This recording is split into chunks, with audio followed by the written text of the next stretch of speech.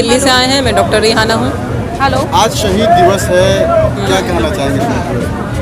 जी, हम एक्चुअली में शहीद दिवस को ही सेलिब्रेट करने आए हैं यहाँ पर, और हम 5-6 लोग हैं और हमें बहुत अच्छा लगा। यहाँ आगे पता चला, जो कि बहुत डिटेल में भी हमें मालूम चला भगत सिंह जी के बारे में कि उन्होंने किस तरह से लड़ाइयाँ लड़ी और क्या क्या किया।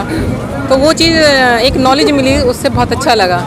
और जिस तरह उन्होंने कुर्बानी दी, शहीद हुए देश के लिए, तो उनकी ये शहादत रायगा नहीं जानी चाहिए।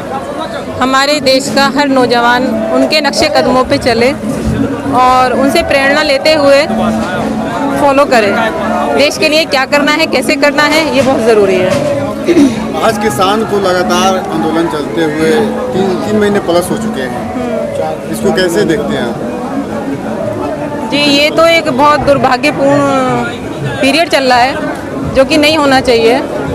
जो कि किसान हमारे देश के एक मुख्य पात्र हैं और उनके साथ ये जुल्म हो रहा है, तो वो चीज़ ठीक नहीं है। किसानों से हम सबकी ज़िंदगियां जुड़ी हुई हैं। अगर किसान खेती नहीं करेगा, अनाज नहीं आएगा, तो हम लोग क्या खाएंगे? ये बच्चा बच्चा जानता है, अंडरस्टूड है, कहने की ज़रूरत नहीं है।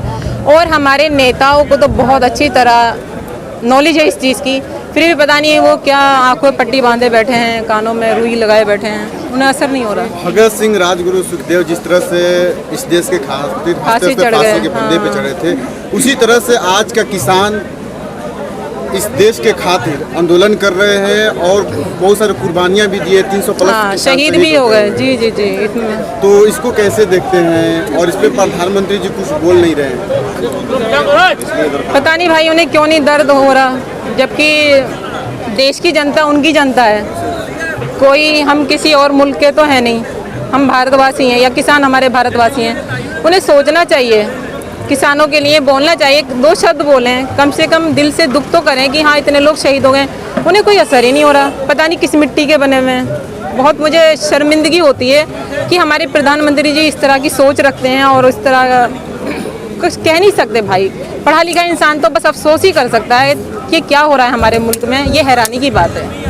आप भगत सिंह की तस्वीर लगाई हैं, क्या कहना चाहेंगे? आज से 90 साल पहले हमारे भगत सिंह, जिनकी उम्र 23 साल थी, 23 साल की उम्र में एक युवा उम्र होती है और ज़िंदगी जीने की उमंग होती है। उस उम्र में हमें एक ज़िंदगी जीना है, बहुत कुछ चाहते, बहुत कुछ उमंगें होती हैं, लेकिन वो उस तरफ रुख ना करके उन्होंने हमारे देश के लिए बस इतना ही सोचा था कि मेरी शहादत सिर्फ एक मेरे शहीद होने से या सुखदेव